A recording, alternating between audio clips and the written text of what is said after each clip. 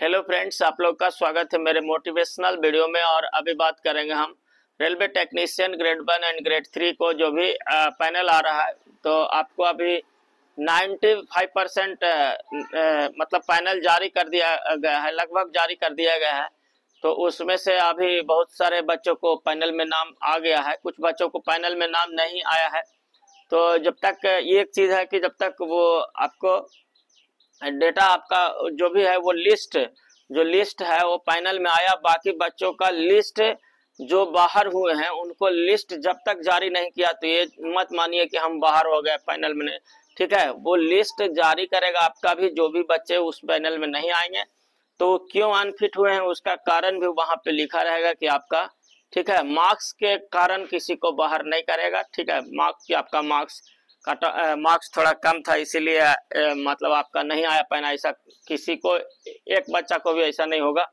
ठीक है, तो मार्क्स के कारण आपको बिल्कुल नहीं बाहर करेगा। जो भी है आज उन बच्चों को थोड़ा दिक्कत होगा जिनका पैनल में जो है नाम नहीं आया है और उनका मेडिकल में कुछ प्रॉब्लम हुआ होगा, उनका कमिटी बैठा होगा, उनका जांच किया होगा। ठीक है, उसमें मेडिकल B1 नहीं पाया होगा तो C1 एंड बिलो दिया होगा, चाहे जो भी है उसमें क्या कारण रहा है। तो उन बच्चों को थोड़ा डाउट सा है कि उन बच्चों को C1 दिया या C1 भी नहीं दिया, उस C1 से भी नीचे दे दिया।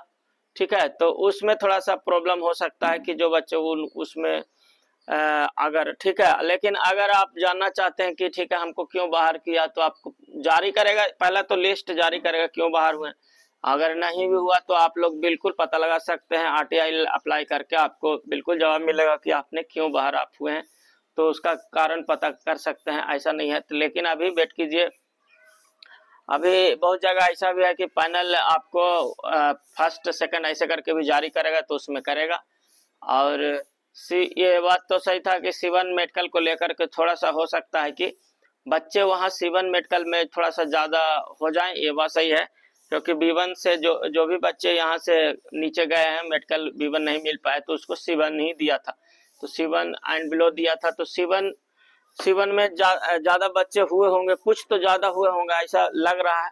अब उसमें से क्या, जबकि ये चीज़ था कि जो पहले से ऑलरेडी C1 वाले हैं वो फर्स्ट प्रायोरिटी में रहेंगे, यानी उनका देना चाहिए।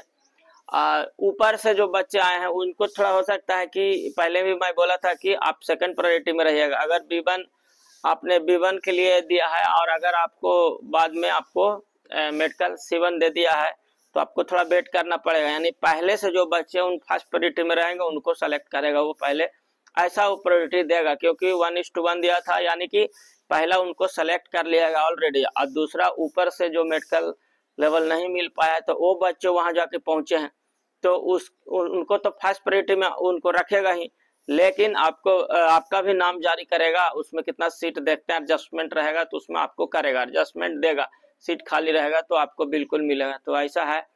और जितने भी बच्चे हैं अब लगभग पैनल में नाम आने के बाद आपका इस प्रोसेस शुरू होगा, ज्वाइनिंग लेटर्स का आपको जारी कर दिया जाएगा लेटर लिस्ट। तब तक डेट भी पता चल जाएगा कि कितना तारीख से मतलब कौन जोन में कितना तारीख से ज्वाइनिंग है, सब क्लियर हो जाएगा। अब तो बहुत ऑनलाइन फास्ट है और इन्फॉर्मेशन भी बहुत सारे आ ही जाता है कि हाँ फलना जगह का ज्वाइनिंग शुरू हो गया इतना तारीख से है, तो आपको लेटर भी आएगा, आपको ज्वाइनिंग लेटर भी आएगा। ठीक है, और उसमें इन्फॉर्मेशन भी मालूम चल जाएगा कि इतना तारीख से है। तो इसमें कोई सी तरह का डरने वाला कोई बात नहीं है कि हाँ मुझे नहीं पता चलेगा। अगर आपको किसी तरह मान ली भेजा आपका मेल मान ली काम नहीं कर रहा है, मान ठीक है, लेकिन अगर बाई पोस्ट भेजा, पोस्ट में भी अगर चला जाना चाहिए, अगर नहीं भी दिक्कत हुई, थोड़ा लेट भी आया नहीं भी आया तो आपको बहुत सारे ऑप्शन है। वो एक बार पैनल में नाम आने पे आपको सेव कर लिया जाता है, आपको फ़ोन से भी कांटेक्ट किया जा सकता है, बुलाया जा सकता है। ठीक है, कि आप क्यों नहीं आए। तो बहुत आपको किसी तरह से ये नहीं है कि छोड़ दिया, EGB में छोड़ दिया जाता है। आप तक अप्रोच करना, या आप भी अप्रोच कर सकते हो, उस जोन में बात भी कर सकते हैं या कुछ भी, तो ये चीज़ है। और अभी आई होप आप लोग जितने भी थोड़ा सा हाई कन्फ्यूजन मेडिकल को लेकर के ये चीज़ हो जाता है कि एक बार अनफिट होता है तो फिर दोबारा एग्जाम देंगे, फिर जाकर वहीं फंसेगा, मेडिकल का टेंशन रहेगा।